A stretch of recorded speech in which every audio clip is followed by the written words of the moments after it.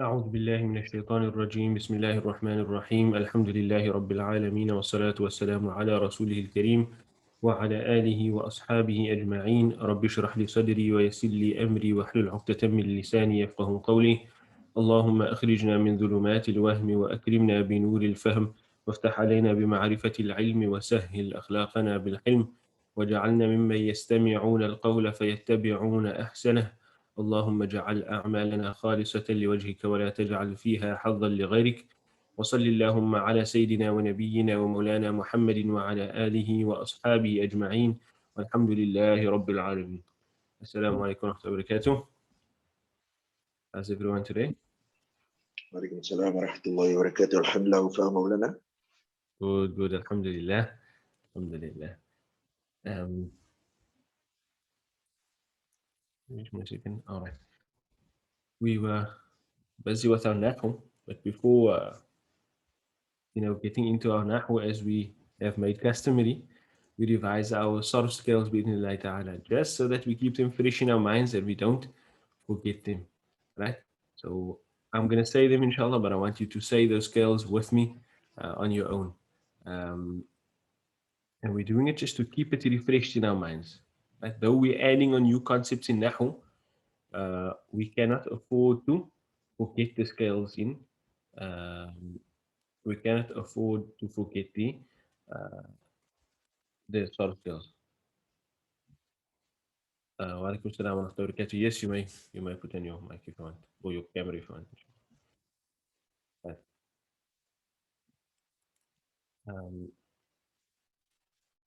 Right, so let's get into that. Bismillah. We'll start with scale number 2. فعل. 1, 2, 3, go. Bismillah. فعل يفعل تفعيلا مفعل مفعل فعل لا تفعل. Third scale. فاعل يفاعل فعالا مفاعلة مفاعل مفاعل فاعل لا تفاعل. Fourth scale. أفعل يفعل إفعالا مفعل مفعل أفعل لا تفعل. Fifth scale. تفعل يتفعل تفعلا متفعل متفعل تفعل لا تتفعل. Sixth scale. تفاعل يتفاعل تفاعلا متفاعل متفاعل تفاعل لا تتفاعل. Seventh scale. انفعل ينفعل انفعالا منفعل منفعل انفعل لا تنفعل. Eighth scale. افتعل يفتعل افتعالا مفتعل مفتعل افتعل لا تفتعل. Ninth scale. افعل يفعل افعلالا مفعل افعل لا تفعل. 10th scale. استفعل يستفعل استفعالا مستفعل مستفعل استفعل لا تستفعل. Okay, I just want to add something to that Nahwu, to that sort of revision before we go on to our Nahwu again. I'm going to say like 5 words, right? I'm going to say 5 words. For each word, I want you to tell me what form it is and on which bab. So which bab it's from and what form it is on that bab. Right? For example, if I tell you, for example, mustansirun, mustansirun, then you must tell me it is from the 10th bab and it is the ismul fa'il. Mustansirun, mustaf'ilun. Okay, I'm going to give you some examples.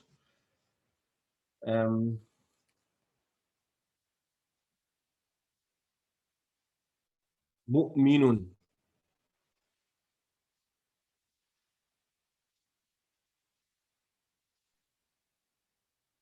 Maulana, that sounds like it could be on the fourth verb. That's good. It is on the The fourth fourth verb. verb. And That's mu'minun, I think, and that is a ismul fa'il. yes, good. مؤمن اسم الفاعل on the fourth verb. Okay, let's look at another one. Uh,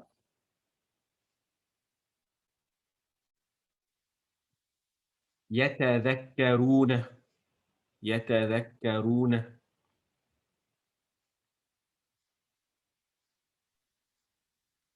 Maulana, that sounds like it could be on on the fifth verb. يتذكرون. Um, fourth verb, and it could be a fi'lul mudari. good. فعل المضارع هذا. And now just because we see Shawkat, he's not the only one that must respond. Everybody else must also respond. Inshallah. Okay, let's look at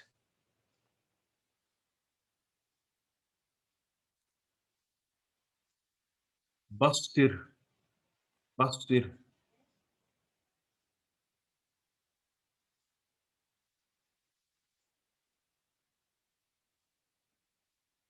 Bastir. فعل.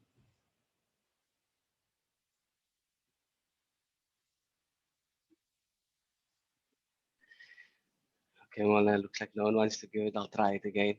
Go for it. That sounds like the fourth verb, and that sounds like not fourth verb, Maulana, I'm lying. Basir. Bastir. Bastir. What's Basir. he hearing? What's The he hearing? second verb, Maulana. Oh, Second verb. Basir. Yeah, sounds like the Yeah, second verb. second verb. And which part? And that sounds like a command, fi'l al-amr. Basir. Yeah, that's it. فعل الأمر is. Look at another one.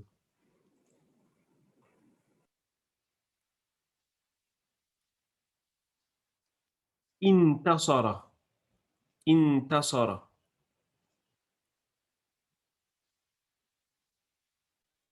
Leonard, that Second sounds the verb. 10th one. Right, is here, Sunir? Is that in or is? انتصر. Okay, then that's the Seventh 7th verb. The Mudari. Sorry, the Madi. Ism Madi. Anybody else want to give it a go? انتصر. Or even Sunir want to give it another go? Intasara. Is it not the 7th verb? It sounds like it, eh? What's the root Fourth letters? verb. The fourth verb. It's Nasara is the root letters. Yeah? Nasra are the root Fourth- letters. That's good. So it is the 8th, isn't it?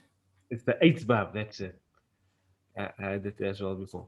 Intasara. The root letters are Nasra. So yeah, sorry Sunir, that was a tricky one because of the in at the beginning. You might think seventh verb. But remember, if I put the root letters Noon, I see now, yes. Nasara, The the ta eighth is verb neutral. is Ta'ala, right? The ta is the extra letter there. So it's intasara, it's the eighth verb. And which part of it is it? It's the Madi. It is the The active. Maldi. Right, it's an active verb, yes, but it's the past tense active verb. Right. Okay, let's take one more.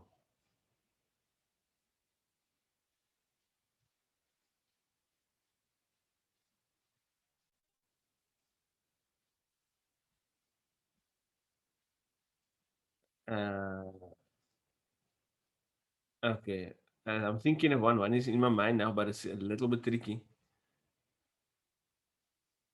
Let's take this one. Mustaqimun.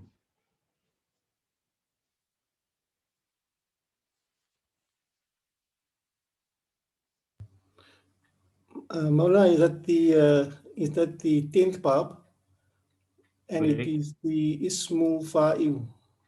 Ismul fa'il. That's correct, yes. Mustaqimun. The only, that's very good, mashallah. Why I said it might be a bit tricky, I actually had the word nasta'inu in my mind first, but both of them, they have the same, the trickiness is the same. Both of them have a root letter that's weak. Ha, waw, mim for mustaqim, and ayn, waw, noon for nasta'in. So that second root letter is weak in both of them, and that's what changes it a little bit. but you're correct. Mustaqimun and nasta'inu would both have been on the 10th bab.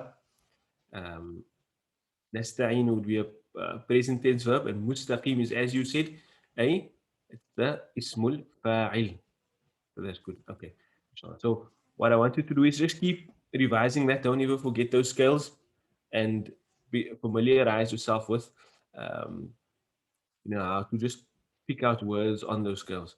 That it might not seem so necessary now, but as you go through the Arabic language, you'll see how important it is. And look, yes, the primary objective of this course is to understand the Quran primarily. Right? But there's a vast ocean of knowledge in the Arabic language as well that we would love for all of you to be exposed to have access to, and that requires a little bit more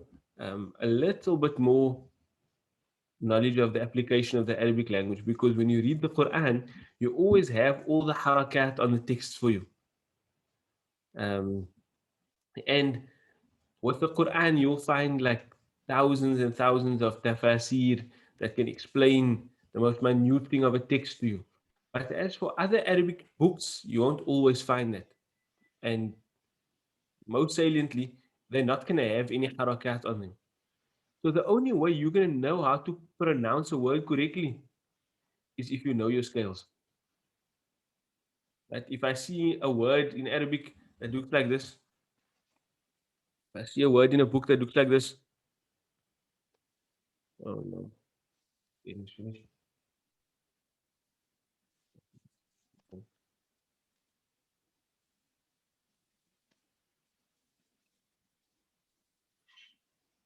Now what's going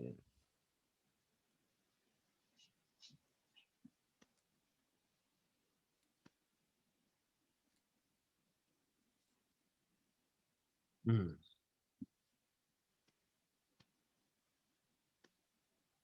Just give me a second.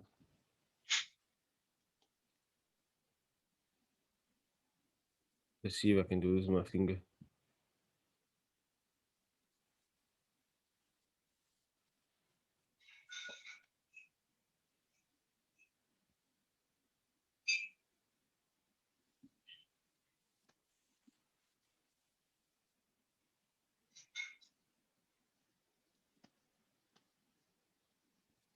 Imagine this thing only wants to pen input. Let's go old school.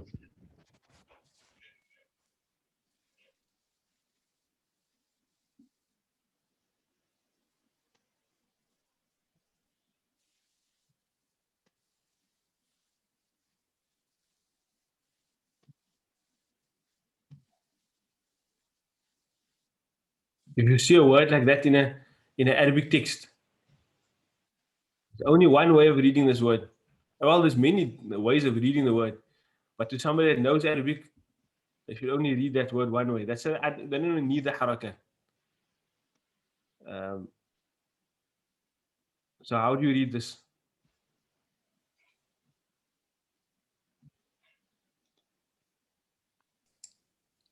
مستقيم. Right, mustaqim. Okay, now I'm using words. I'm using sentences that you know already.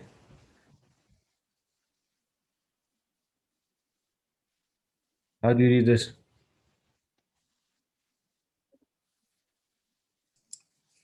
إياك نستقيم. إياك نستعين. No حركاتين.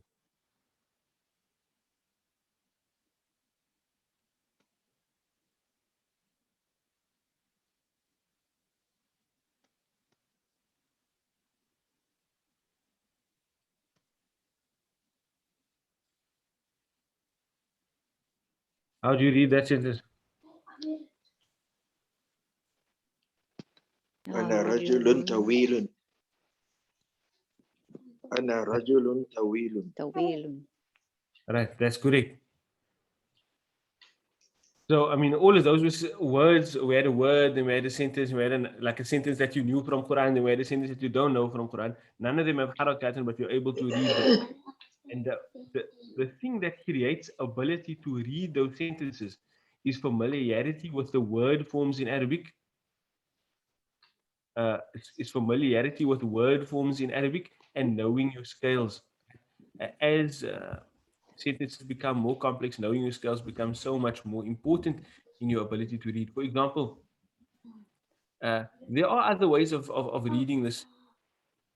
There are other potential ways of reading this. But you'll know, just an account of your knowledge of Arabic language as far, just account of your familiarity with your Arabic language, that you wouldn't naturally read it like this. Like, for example, you could read, okay, iyaka. There's the only other thing you could do this iyaki, but otherwise that was pretty stable. Iyaka, nista'in, nista'in. I mean, potentially, if you just change the harakat, you could read it like that. Iyaka nista'ini. But yo, if I hear somebody read it like that, then I might go crazy. And it sounds weird to you, doesn't it? It sounds strange. Nista'ini. But the only reason it might sound strange is because of your familiarity with the Arabic language and its forms. Mustaqim. I could say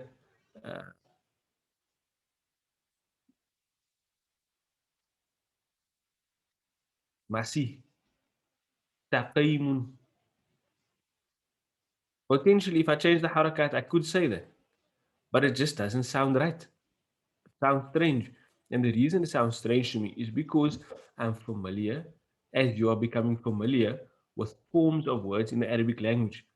So if you had to hedge your bets on one of the ways of reading this word, likely you're going to see that word and say mustaqim. For me, I mean, after you increase in familiarity, you could even leave the dots out, and likely you'll still read the word like that. Irshad Bishma? How do you work out Malana then in a jumlatul fi'liya with the fa'il is and the maf'ulun bihi is without the haraka if you're reading it in a sentence? Okay, let's see. Because if you just had that one phrase like, I don't know, Taraba, Adamu, Muhammad, something like that, like how do you?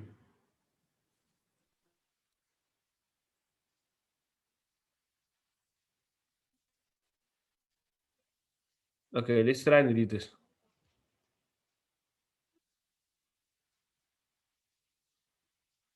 Can you see this?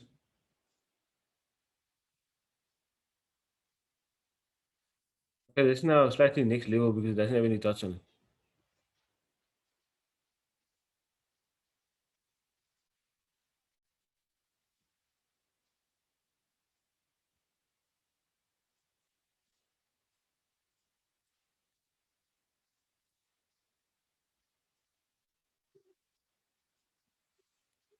Try and read it on your own.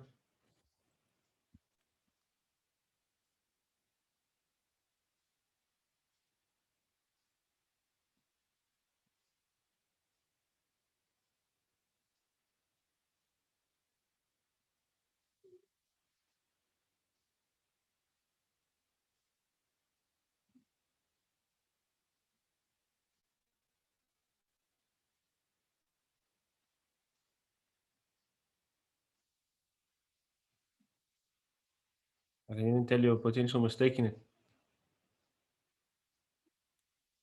I'm gonna read it and you see if you can get it with me. هل تعلم أنه يمكنك قراءة مقاطع كاملة دون نقط? Do you know that it's possible for you to read complete passages without any dots?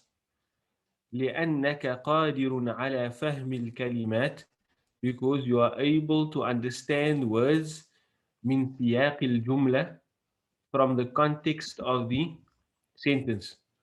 وأبسط دليل على ذلك, the simplest proof for that, أنك, is that you, there's a mistake there, I think it's supposed to be قرأته, supposed to be a ta there, not a ta مربوطة, that you قرأت, you have read هذا المقطع, this passage.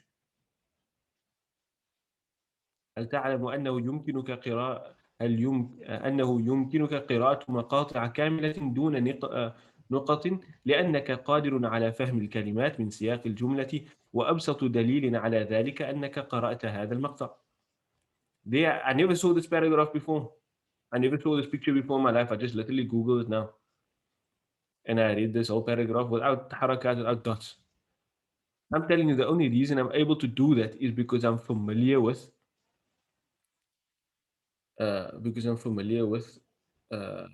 Arabic, with forms in Arabic, with word forms in Arabic. Like I could have read the هل بعلم حتى. Like I could have replaced dots with weird stuff there, but I just won't because like it's not in accordance with the norm of the Arabic language. So point is, knowing scales are important. Knowing word forms and scales are important. And inshallah, that's why you need to that's why you need to revise your search skills. Those knowing for the most part, that enables me to do that. And I'm sure if I give you some simple paragraph, maybe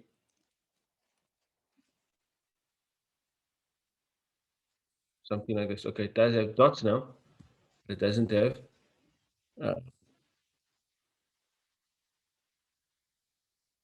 dots, but it doesn't have harakat. This is what I should have given you in the first place.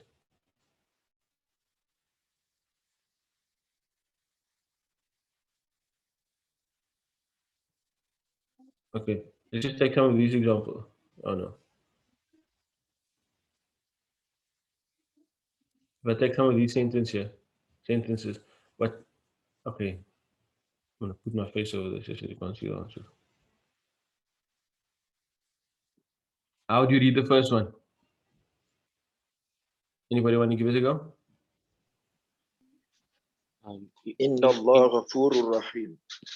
Inna Allah ghafurun rahimun. Perfect. That's how it has to be read. No harakati. Another one. The second one is slightly more challenging. Irshad. Give it a go, Bismillah. Well, I'm putting you on the spot here. Yeah, I am. Because I can answer your question for you. I'm not gonna do so. Uridu. Uridu an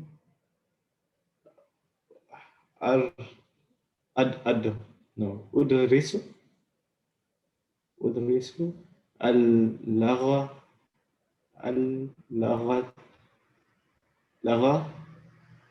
al-arabiyya. Do you know the word lagha? What's language in Arabic? لغة Lugha. أريد أن أدرس اللغة العربية. Mines are all on Mazid fee scales now. But simpler than Udrisa. أدرس Now. أدرس أن أدرس اللغة العربية. أريد أن أدرس اللغة العربية. So, even you, how did you know to read it? أدرس اللغة. What does it mean? أريد أن أدرس اللغة العربية. I want that I learn, or I want to learn اللغة العربية, the Arabic language. It's in nasb. So, how you'll know what's the fa'il and the maf'ul oftentimes will come from the context. You don't need any harakat there to tell us that. خير الكلام ما قل ودل. Okay, that was no.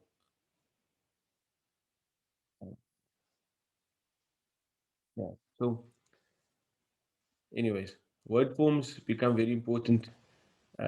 You need to learn yourself. Don't ever forget yourself skills. You'll be shooting yourself in the foot. And then how will you know What's the fa'il and what's the maf'ul? In a sentence, for example, Irshad, you will know that from the words in the sentence as well, from the context in the sentence.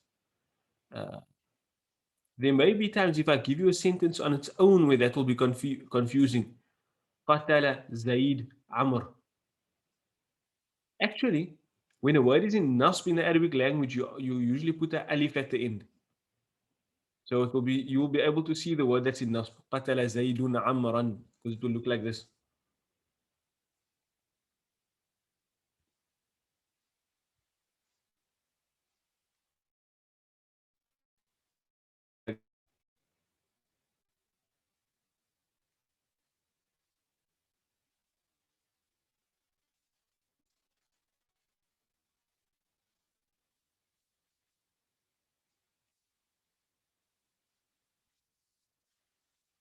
Qatala Zaidun Amran. That alif comes there because of the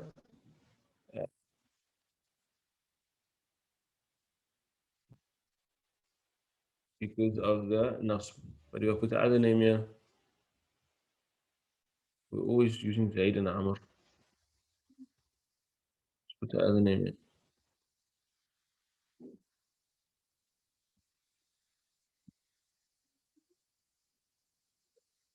What name you want to put here?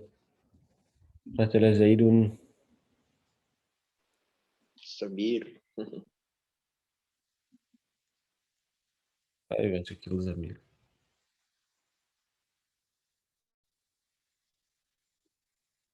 Let's see quickly.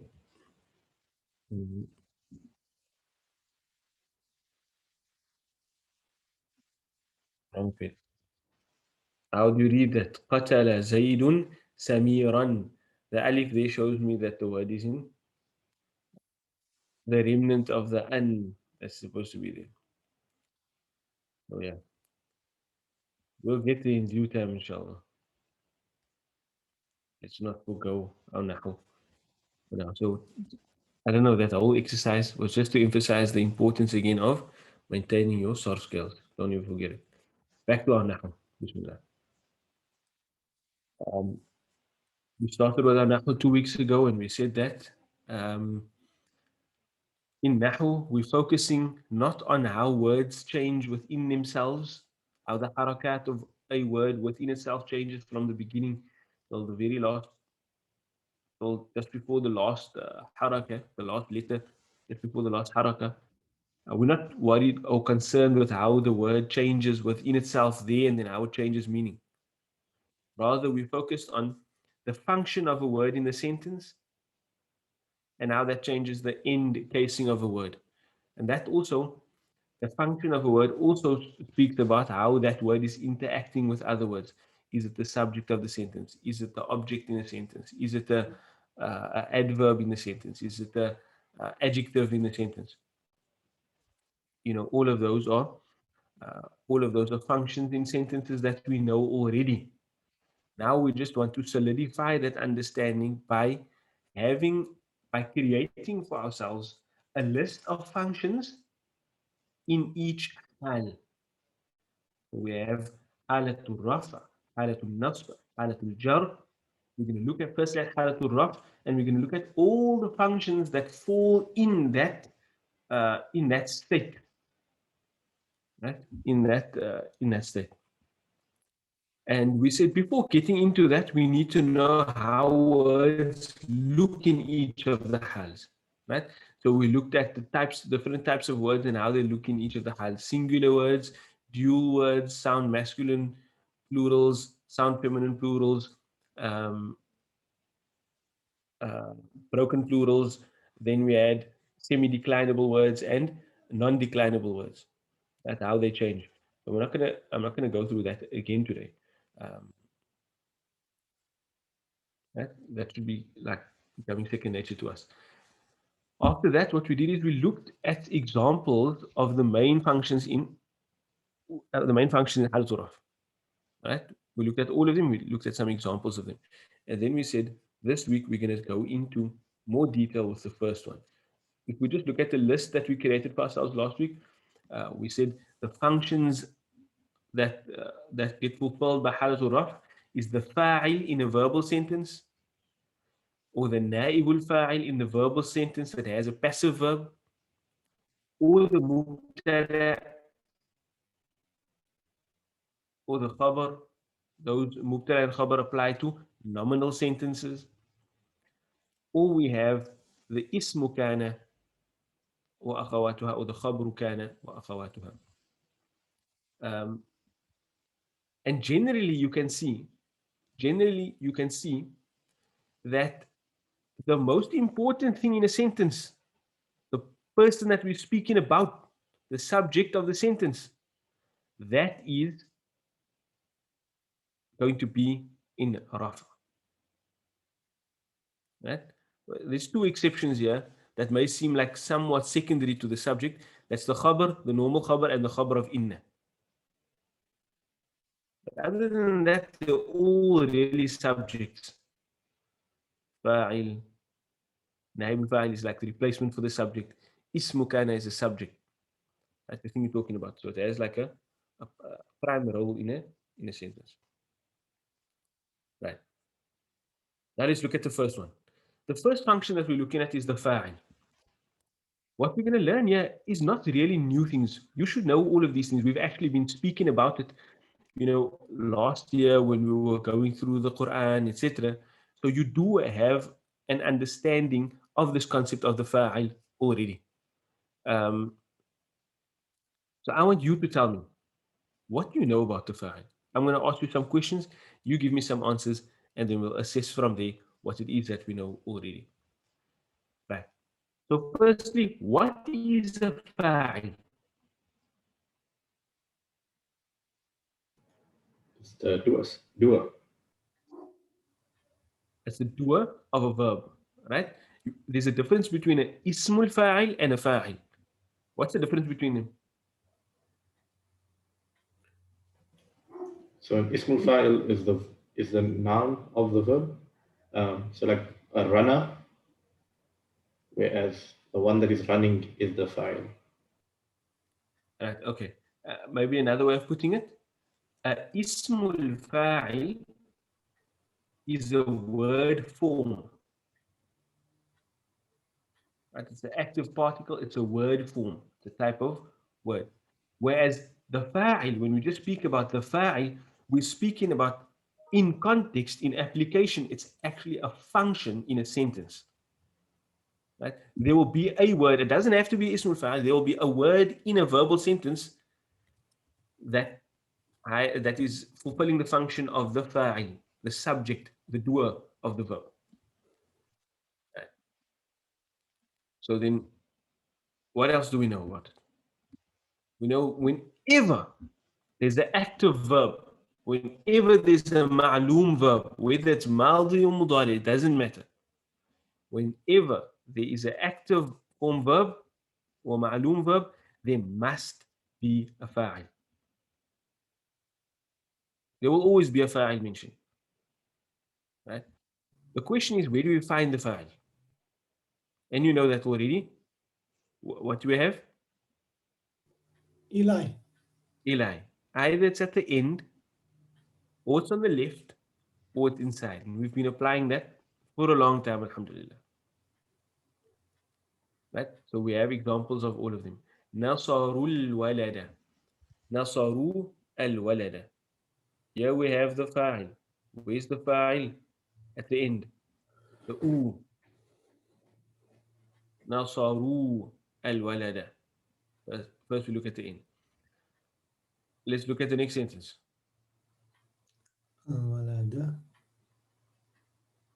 This is a mistake here. There's a mistake in your book. It's supposed to be Nasara. Right, so please change that. It's supposed to be Nasara al-walada al-rajulu.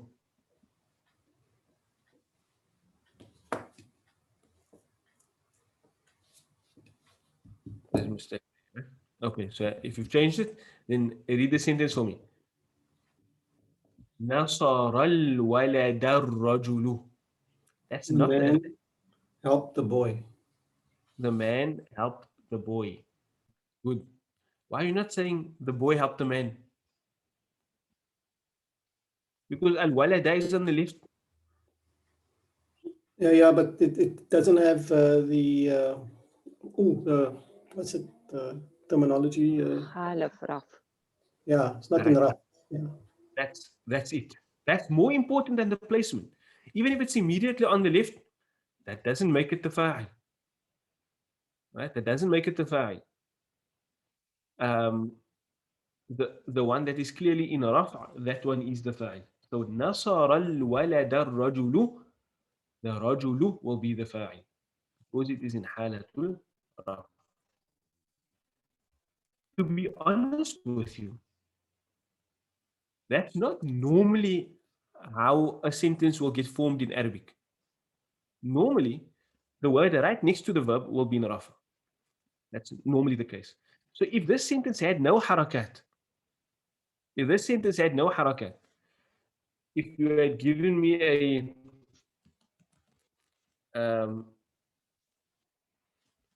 if you had given me a board and I was faced with this,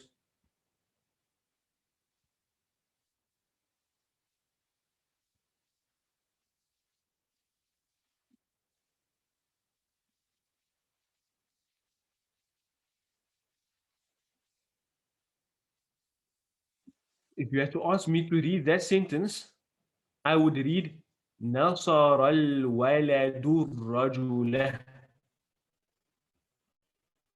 Because the norm is for the verb, for the fa'il to be immediately after the verb, right? And the thing in nasb to be moved to the end. That's the norm in the Arabic language. But if I tell you that the sentence is like this, نصر الولد الرجل, as we had in our example, then you should be able to identify that this one over here is the fa'il.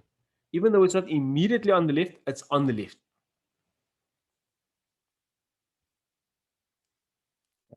If at any time you have a question or anything, you may stop me.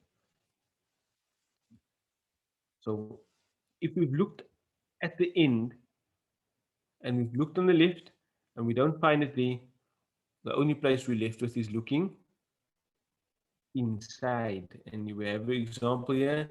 نصر الولد. نصر الولد. نصر الولد will mean he helped the boy. Why? Because if I looked at the end of Nasra, there's nothing at the end. It's a standard form verb. If I look to the left, there's nothing in Rafa because al-walada is evidently in Nasb. It has a at the end. So the only place I'm left with is inside. And inside the standard masculine verb is huwa. So I'll translate it as he helped the boy. Right? So that's the first thing you must know about identifying the fa'il. The fa'il will always be in Rafa. The fa'il will always be in Rafa. Right? But how you find it is either it's at the end of the verb, or it's to the left of the verb, or it's inside the verb. But the function of the fa'il is in the raf. In the case of this may become a little bit theoretical, right? But in the case of the nasaru, the waw at the end, or in the case of the huwa that's inside the raf, we theoretically say that it's that's inside the verb. We say that theoretically it is in a raf still because it's a fa'il. Right, but you can't see it because it's like in the case of Nasara, the huwa is inside. It's not even visible at all. So how can you see, if it's not visible at all, how can you see that it's in the raf? That's just a more theoretical point. Maulana, can I ask Yes. a question? No, Bismillah. Maulana, in what circumstances will the verb actually be in to the right of the verb? Will the fa'il be to the right of the verb? Yes. Never. But Maulana, didn't we come across with in Mankasral as now? And example number 9 here, Maulana, is in the exercise, the verses that we did as it stumped me for a bit. Which one is this? Number 9. What I don't know if it's وَالشُّعَرَاءُ يَتَّبِعُهُمُ الْغَاوُونَ. yes. Is that a noun there in front of to the right of the verb? It is a noun to the right of the verb. But that is actually a trick there. Because the verb means okay, the verb or the verse means وَالشُّعَرَاءُ, and the poets يَتَّبِعُهُم, follows them الْغَاوُونَ, the misguided ones. So it's actually the misguided ones, الْغَاوُونَ. You can see the una at the end. It's a masculine plural that's in Raf. This masculine plural is the fa'il of Yes. يَتَّبِعُهُم. Okay. So I got it. Oh yeah. Okay. Right. But I do understand the question. But my answer is still correct. I'm going to give you an example.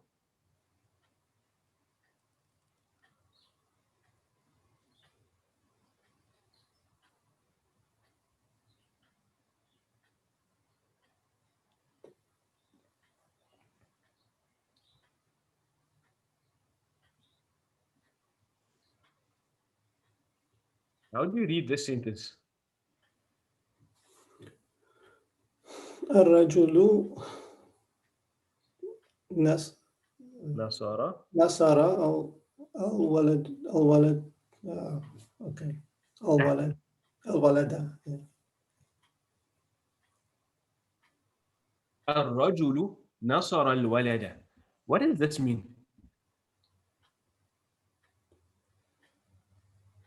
The man helped the boy.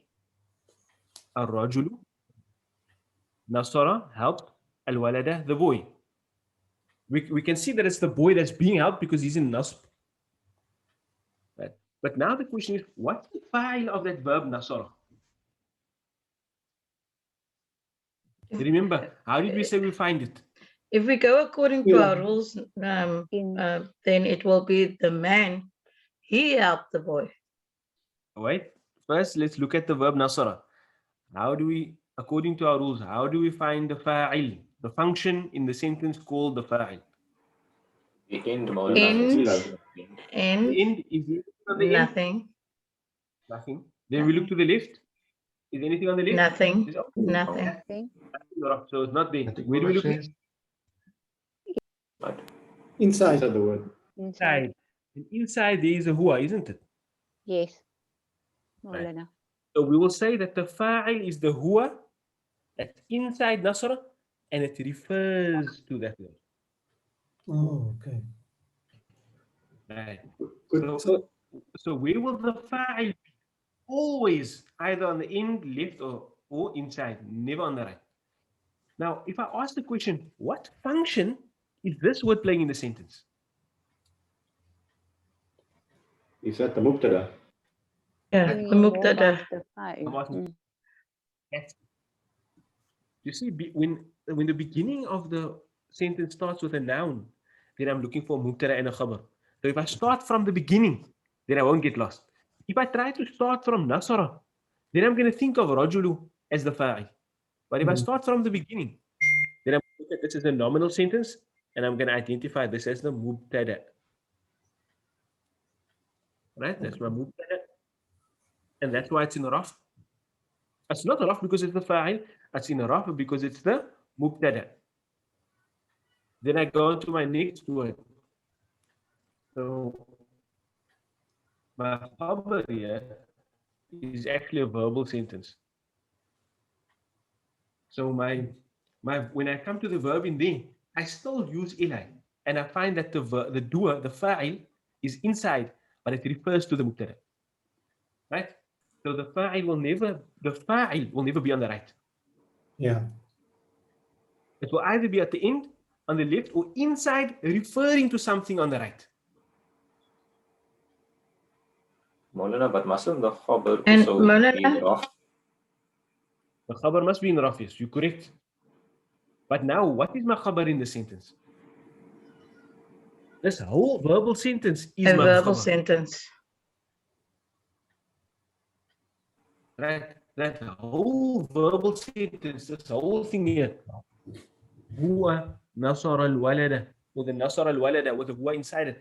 That whole thing is my khabar. So I will say that whole sentence, right? I'll say that whole sentence is in a raf. But the whole sentence being in a raf is a more of a theoretical thing. Right? Because you can't see it on any word. But essentially, that's my mubtada, that's my khabar. And you know, the khabar can take different forms, isn't it? Sometimes the khabar can be a Yes, single ma'am. word. Sometimes it can be a harful jar and ismul majroor. Sometimes it can be a mawsoof sifa construction. Sometimes it can even be a whole verbal sentence. Right? Sometimes it can be a mudaf, mudafun ilay. It can be the khabar can be And various sometimes types of even constructions. even at the beginning of the sentence. Sometimes it can even be brought forward, yes. Maulana, why does this, what's the difference between the, in Quranically text between a verbal sentence and a nominal sentence? Why would the two be different? Like this setup and is What's there the a role to play? Yes, definitely. Is there a difference between الرجل نصر الولد and نصر الرجل الولد? If I translate them into English, simply put, I mean, if I were just looking at it basically, the one will mean الرجل نصر الولد, the boy helped, sorry, the man helped the boy, and نصر الرجل الولد will also mean the man helped the boy. Same thing. Right? But there is a rhetorical benefit to the one over the other. And that is that the emphasis gets placed on the subject, or the form of the sentence changes the emphasis. So if I say الرجل نصر الولد, it will be almost like in response to من نصر الولد. الرجل نصر الولد. It's the man that helped the boy. As opposed to نصر الرجل الولد. The focus there is on helping, on the act of helping. The man helped the boy. So Maulana, the reason to place the okay, it's not the Change the sentence. noun. To put it at the beginning of the sentence is for poetic purposes, is for emphasis in a particular context. That's precisely it.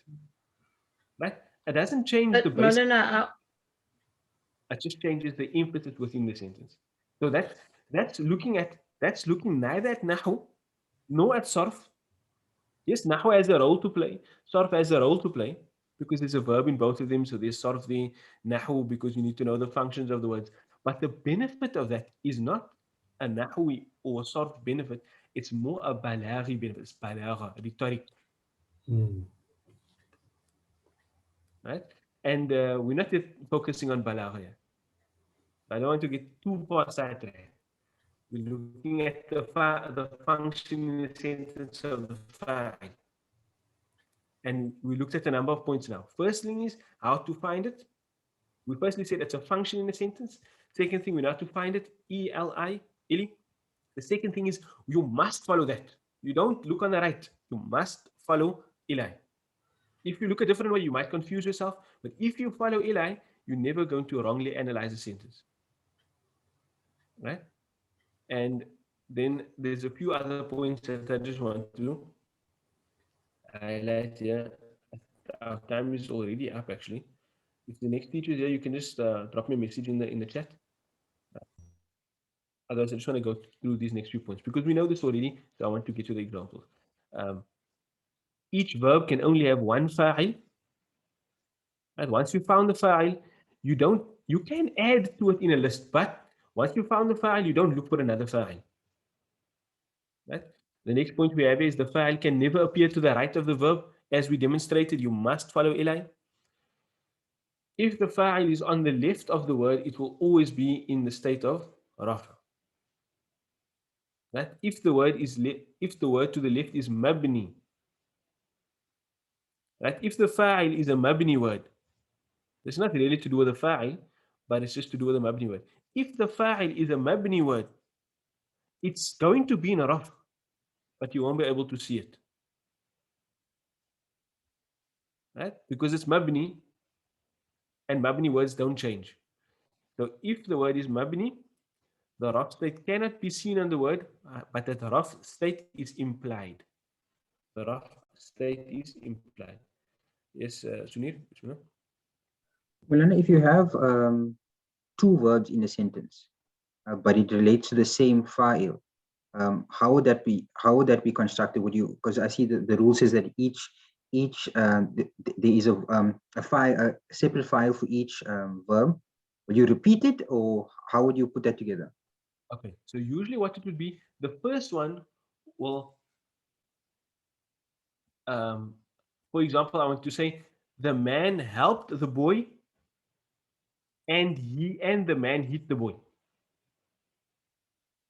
Right?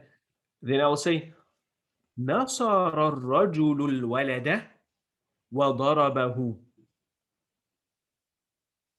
Right? So what's happening now is, now I use pronouns to refer to those people. So the first time I'll actually mention the doer, and the second time the fa'il will be inside the verb, referring back to that same one, that same fa'il. So the Okay, first time shukran. I'll mention it, the second time it will be inside, referring to what came before. You follow? Yes, So shukran, Maulana. it's the same, but I mention them differently. The first time I mention it, the second time I just refer to it. Okay. But what we're going to do next is, inshallah, we're going to go through a whole lot of examples at the beginning of our next lesson before moving on to the next class, inshallah. But instead of leaving it all now to the group, I see some of you already worked through it, but you can do the exercise for homework. Right? What I want you to do primarily is translate the sentence and identify the fa'il. Just put a fa on top of it, and the maf'ulun bihi, the done upon, the object, with a mim and fa on top of it. Right? Translate the sentence and then identify the fa'il and the maf'ulun bihi. Where do you identify the fa'il and the maf'ulun bihi? Not in your translation, on top of the Arabic. So نزل الكتاب بالحق, on top of al-kitaba, I want you to put a maf'ulun bihi, and the nazala, the fa'il must be, you can put it on top of the nazala because the fa'il is inside it, if you want to, right? So I want you to translate and then find the fa'il and the maf'ulun bihi. Then we're going to get into our groups at the beginning of next lesson and look at what you did in your homework and discuss it amongst yourselves, and then discuss it with me, and then we'll move on to the next concept, inshallah. Right? In for now, we're way over time. وإذن for now. وجزاكم الله خيرا وآخر دعوانا الحمد لله رب العالمين. السلام عليكم ورحمة الله وبركاته. Thank you, ونشهد Maulana. طيب ما جزاوش. السلام السلام ورحمة الله وبركاته. وبركاته.